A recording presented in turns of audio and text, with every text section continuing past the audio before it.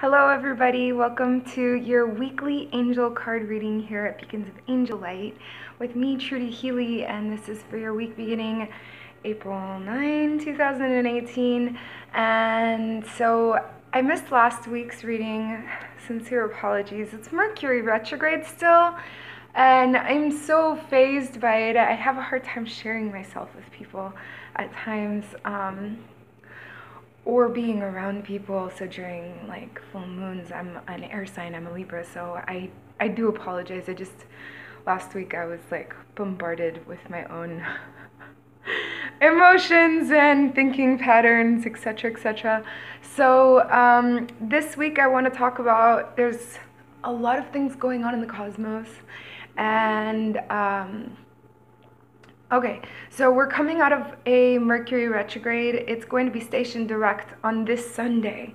So you may still be feeling that Mercury retrograde in terms of like miscommunications, or perhaps the electronics are having difficulties, I don't know, dropped calls, just different things, but definitely it has to do with the lines of communication. Now, when it goes direct, everything speeds up, and so it's a good time to sign contracts, start, I don't know, a new business or construction, or I don't know, go on a first date sort of thing. Whereas in Mercury retrograde, it's probably not the best idea. Also, that same day that Mercury goes direct on Sunday, we have a new moon in Aries. Sorry, I have notes here to keep me on track because I'm like, I don't know, like Dory's my spirit animal. Yeah, so it's a new moon in Aries. Aries is, I want to say it's going to bring in change for everyone, and it's a positive change, although at the time it may not seem positive, right? So the way that things are going to manifest, it's like you're going to have this realization that you need to upgrade things in your life. And what do I mean by upgrading things in your life? Okay, let me explain that a little bit further. Like, okay, so maybe your friends are leaving you feeling depleted, or the person that you're in a relationship right now, you find yourself having that alone time and you're feeling like, oh, what a drag, like I just need some more me time. And you have to really take a look at that and digest it, and really, is it a one-ended relationship on your part? Are you receiving, or are you only giving? You know, like, what's going on here? And upgrade those relationships. Have a realization of, you know, you deserve better for yourself, and respect yourself enough to acknowledge it and to remove yourself and upgrade those scenarios. So if someone is leaving you feeling depleted, you need to remove yourself from that, and that is a message for myself as well. And so because it's a new moon, I want to remind everybody, it's a great time to, if you're growing crops, to give them a good trim so that everybody will grow with the lunar cycle, as well as your hair and nails, ladies. The moon is going to be aligned directly with planet Uranus, which is also a planet of change. Now, because Uranus is currently stationed, I believe, if I'm not mistaken, in T-square with Saturn, a lot of the change is not necessarily going to be long-lasting. It could be, though. For certain signs, it could be anyways. So everything's just pointing towards change in all aspects of your life, whether it be work, living arrangement, amorous, like perhaps you need to change the way that you address each other in the relationship, change the places that you visit, the friends that you have together, so that it provokes new conversation in the existing relationship that you have. Or perhaps you are single and you're ready for this new relationship. So there is definitely room for something new to happen, in terms of work projects, in terms of new employment, in terms of personal projects, in terms of entrepreneurship, in terms of just so many new things that are coming our way. So embrace it. Now, this week is leading up to the beginning of the changes. So it's a lot of preparatory work, if you will. And within that, there's lots of distractions. So beware of the distractions, because Pluto is also going to be going into retrograde on April 22nd. And so we'll be feeling that energy this coming week. We'll start to feel the Plutonian retrograde in terms of the distractions that I'm mentioning to you. So this week, sorry about that long, I guess, debriefing about what's going to come up in the cards. We have this week, I was guided to use my trusted, my true blue as far as the angels go, and it's by Doreen Virtue and Raleigh Valentine. It's just the Angel Tarot. And then I'll be pulling a card if we have time from the Keepers of the Light Oracle cards by Kyle Gray. So if you guys have seen me before, I like to use this deck as if it were two. I separate it. The archangels from the guardian angels. And so first, ooh, that's a jumping card. I love jumping cards. Okay, we have our first card. And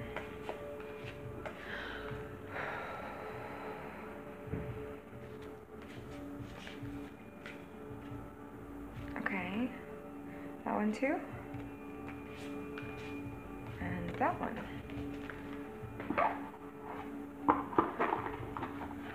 Alright, and then now I'm gonna pluck the archangel cards and see what we got.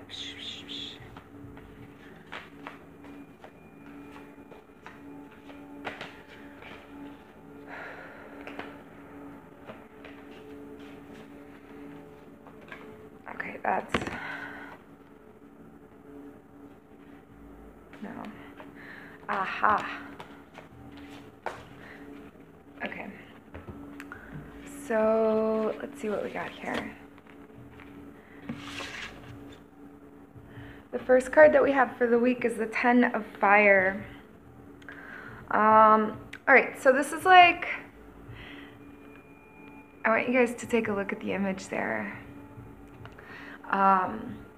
The suit of fire is represented by the dragons, if you will, fire-breathing dragons, and so it's like you're too proud to accept help from others. It's like, no, I got this, and it's almost as if you have this feeling of like being belittled in accepting the help of someone else, and you have to change your regard to it. What if I were to tell you that in denying someone else helping you, you're denying yourself the blessing? So accept the blessings that are being sent to you from other people. You need to delegate the tasks. You currently have far too much on your plate going on, and you need to give away some tasks here and there, and free some of your time, or alleviate yourself, if you will. Otherwise, there are going to be stress-related concerns.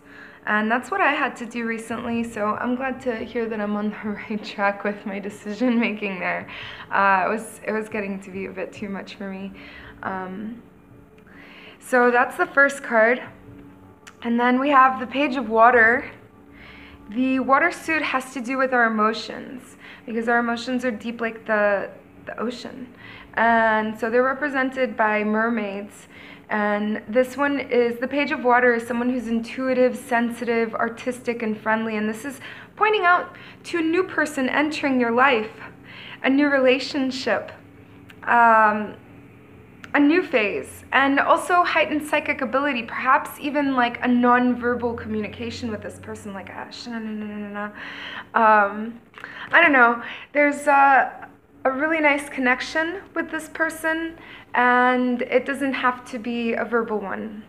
And beyond that, it doesn't have to be a romantic relationship either. It can be friendship. And also, I want to throw it out there, because it doesn't even have to be like a a relationship where they're in your three-dimensional sphere. They could be like long distance, I'm being told in some cases. But you're still feeling the closeness in spite of the distance.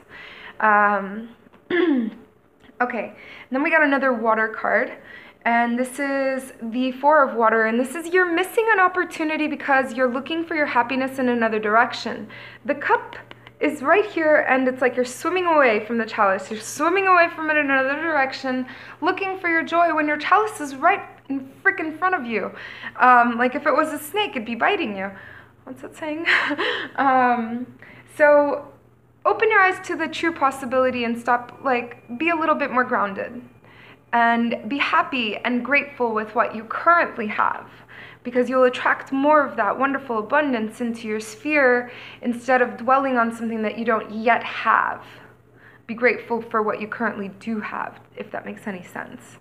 All right, and then we got the Ace of Air. Aces, I don't care what kind of deck you're using, whether it's tarot or just a regular deck, aces are always the best. They're the badasses. Anyway, so they're, when it comes to the air suit, it's concerning a flow of new ideas and inspirations coming from the crown chakra. It's like divine inspiration has struck, and it's going to flow through your three-dimensional brain, and you are going to give it its physical aspect. You are like the alchemist. You're the creator. And you're finally, it's like a veil has been lifted, and you're finally seeing the truth of the situation and what your following move ought to be, because you're seeing things from a bird's eye perspective. So yeah, it's going to be a rocky start, but hang in there. It's really going to be worth it. It's going to pay off. And then we have two archangels that really want to work with us this week. I love this. These are my probably like, well, because they're my, I don't want to say guardian angels, but they're my archangels that were appointed to me. And you can find out who yours were too.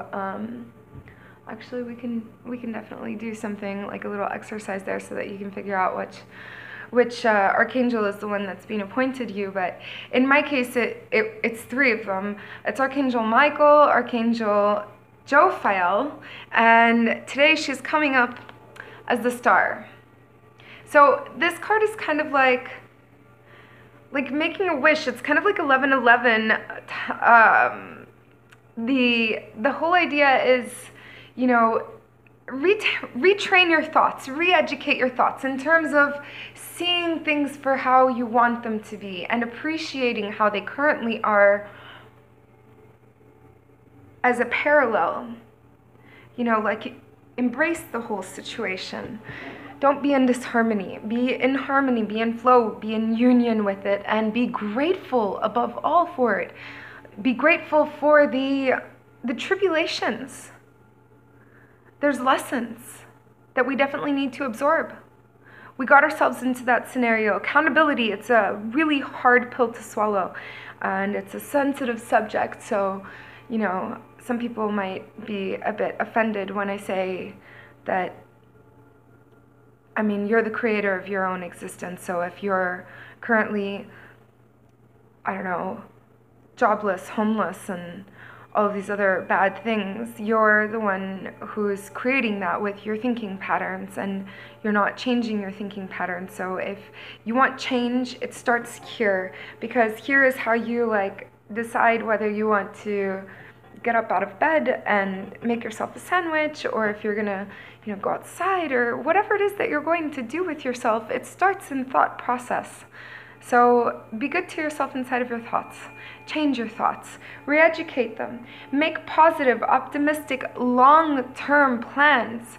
Make the short-term plans, but make a long-term plan and meet the short-term goals on the way. I know it sounds like really elementary, but we're not doing this, are we? So we really need to take it back to basics and make sure that we're on the right track. What resonates with you? Like, are you happy doing what you're doing currently, or does something need to be upgraded?